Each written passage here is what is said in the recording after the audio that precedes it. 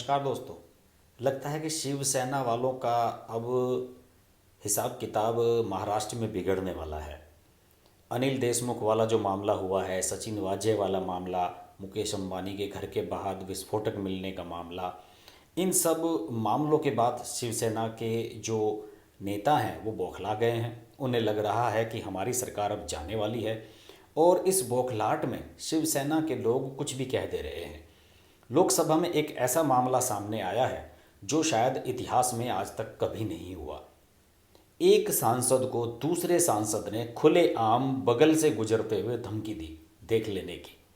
और एक सांसद ने दूसरे सांसद को जो धमकी दी है, धमकी दी गई है एक युवा महिला सांसद को। और उस युवा महिला सांसद का नाम है नवनीत रवि राणा। नवनीत रवि राणा महाराष्ट्र के अमरावती से लोकसभा सांसद हैं और वो शिवसेना के खिलाफ लगातार वोकल होकर बोल रही हैं।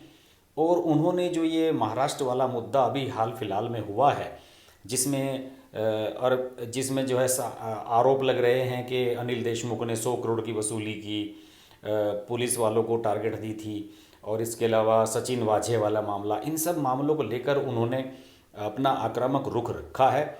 और इसमें लोकसभा में जब वो बोल रही थी भाषण, और उसके बाद जब वो भाषण ख़त्म करके जा रही थी, तो उनका आरोप है नवनीत राणा का कि शिवसेना के सांसद अरविंद सावंत ने उनके पास से गुजरते हुए उन्हें ये कहा कि तू बहुत ज़्यादा बोल रही है, तू महाराष्ट्र में कैसे घूमती है, मैं देखता हूँ और अब तेरे को भी जेल में डालूंगा। और ये बात खुद नवनीत राणा ने संसद के मंच से कही चिल्ला चिल्ला कर। इसके अलावा उन्होंने टीवी चैनल्स और दूसरे मीडिया के साथ बात करते हुए भी ये बात कही है। आप वीडियो देख सकते हैं।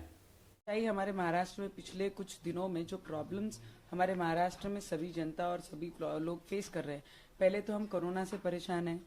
कोरोना से लोगों को इतनी तकलीफ है, वो लॉकडाउन से तकलीफ है, मजदूरी से तकलीफ है, काम करने को नहीं मिल रहा, बाहर जाने को नहीं मिल रहा, पेट में एक तो आग लगी है, ऊपर से पूरे महाराष्ट्र में दूसरी आग लगी है, 100 करोड़ की आग लगी है। यहाँ 100 रुपए गरीब लोगों को मिल नहीं रहे हैं, यहाँ 100 करोड़ के घोटाले और 100 करोड़ के वसूलियां चल रही हैं। तो महाराष्ट्र में जो प्रकरण चल रहा है, मनसुख हिरेन का हो और अंबानी के घर के बाहर जो स्कॉर्पियो में जेलेटिन मिल रहा है, उसमें 20 स्टिक जेलेटिन के मिल रहे हैं। फिर मनसुख हिरेन उसका कंप्लेन करता है, वो कंप्लेन सुनते नहीं है। सचिन वाजे का फोन आने के बाद मनसुख हिरेन की कंप्लेन ली जाती है कि उनकी गाड़ी चोरी गई है। उसके बाद उनकी कंप्लेन दर्ज होती है। फिर जो व्यक्ति उसकी इंक्वायरी कर रहा है, उसकी डेड बॉडी इंक्वायरी करने जो इंक्वायरी में आया है, उसकी डेड बॉडी खाड़ी में मिलती है।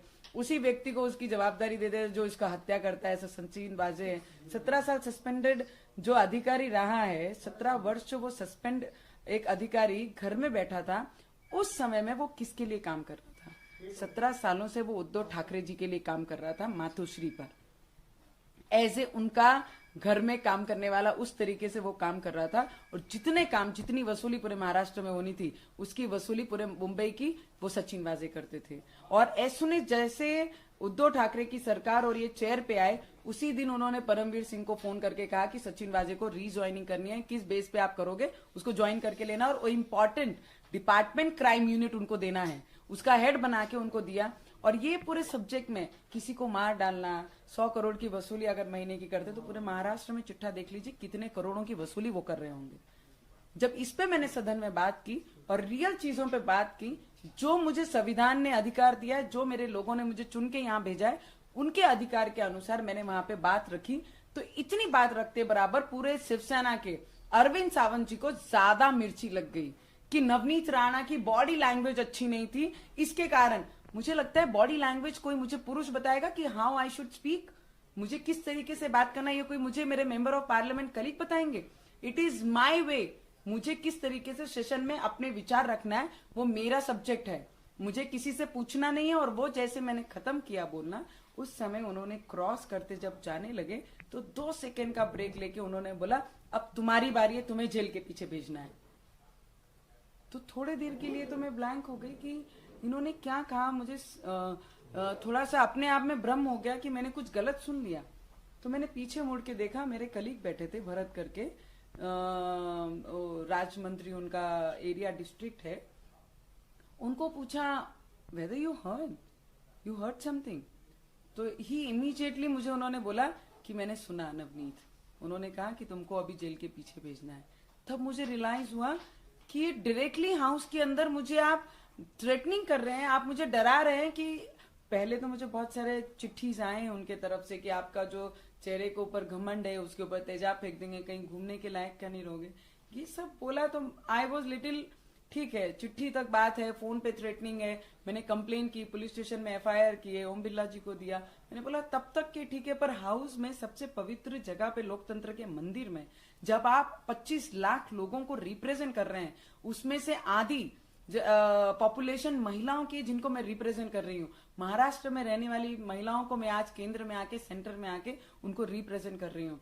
अगर महिला सदन के अंदर सुरक्षित नहीं है तो महाराष्ट्र में आम महिला किस तरीके से सुरक्षित रहेंगी, इस पे विचार करना बहुत जरूरी है। और शिवसेना गुंडे विचारधारा की एक पार्टी है, वो बहुत सालों से नाम लेते हैं, पर हाउस में आज तक का ये पहला इंसिडेंस है कि जब एक महिला को थ्रेटनिंग की जाती है हाउस के अंदर, लोकसभा के अंदर। तो मुझे उस वक्त लगा, पर मैं एक चीज जरूर बोलना चाहूंगी कि महिला कमजोर होती है ये विचारों से। जो भी काम करता है कि महिलाओं को डरा दिया जाए तो वो आगे आकर अपने काम नहीं करेगी, बात नहीं रखेगी, विचार नहीं रखेगी।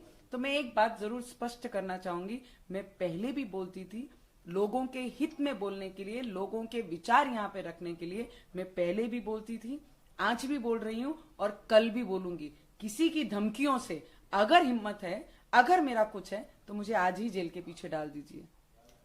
मैम कहाँ कहाँ आपने इस बारे में शिकायत दी? मैंने आज ओम बिरला जी के लिए को पत्र लिखा है। 100% मैं पुलिस स्टेशन में भी इसकी तकरार करूंगी। और आने वाले समय में मैंने जो हाउस के मंत्री हैं हमारे, उनको भी मैंने ये सब चीजें एक्सप्लेन की हैं, उनसे भी चर्चा की है। और कल फिर मैं इसके ऊपर चर्चा करके आगे जैसा निर्णय लेना है वो जरूर लूंगी। पर मैं यहाँ रुकूंगी नहीं, किसी के डराने से या किसी के डर से मैं यहाँ थमूंगी नहीं। बहुत मेहनत करके, बहुत कष्ट करके, खून का पानी करके ये हाउस तक मेरे लोगों ने भेजा है। तो इसे न्याय देना, मेरे लोगों को न्याय देना, जब तक जान रहेगी तब तक लड़ूंगी और जो सच रहेगा उसके साथ खड़ी रहूंगी। नवनीत राणा ने साफ कहा है कि अरविंद सावंत ने उन्हें पास से गुजरते हुए धमकाया और शिवसेना बौखला गई है। और उन्होंने इस बात का भी सबूत दिया कि एक दूसरे सांसद हैं जो भरत नाम से, जिनका उन्होंने वीडियो में नाम लिया है, उन्होंने भी इस बात की तस्दीक की कि अरविंद सावंत ने उन्हें धमकाया है। इसके अलावा नवनीत रवि राणा का ये भी कहना था कि उन्हें शिवसेना के लेटर हेड पर एक धमकी भरा पत्र भी मिला है। वो नई दिल्ली में जो नॉर्थ एवेन्यू में सांसदों के फ्लैट्स हैं उनमें रहती हैं और उनको वो धमकी दी गई है और देख लेने की धमकी दी गई है। और उन्होंने ये भी बताया कि नवनीत रवि पुलिस को भी जानकारी दी गई है। नवनीत रवि राणा ने 13 फरवरी को पुलिस में अज्ञात द्वारा धमकी भरा पत्र भेजने की शिकायत भी की गई थी। उन्होंने बताया कि कोई उनके आवास परिसर में धमकी भरा पत्र रख गया था और तभी से ये मामला संगीन हो गया है। 14 फरवरी को पुलिस ने, नॉर्थ एवेन्यू थाना पुलिस ने मुकदमा दर्ज भी किया था और इसी के साथ साथ सांसद फ्लैट में लगे सीसीटीवी फुटेज वगैरह भी देखे जा रहे हैं।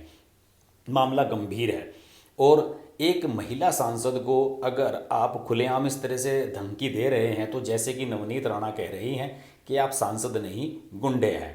और शिवसेना वाले तमाम ये चीज़ें साबित करने में तुले हुए हैं कि वो कितनी बड़ी गुंडई महाराष्ट्र में करते रहे हैं और अब उनकी एक एक गुंडई खुलकर सामने आ रही है। इस तरह के मुद्दों पर बात होती रहेगी। देखते रहिए हर्ष की बात लाइव। नमस्कार। अगर आपको हमारी वीडियो पसंद आई तो वीडियो को लाइक करें, चैनल को सब्सक्राइब करें और नोटिफिकेशंस के लिए बेल आइकन को प्रेस करें।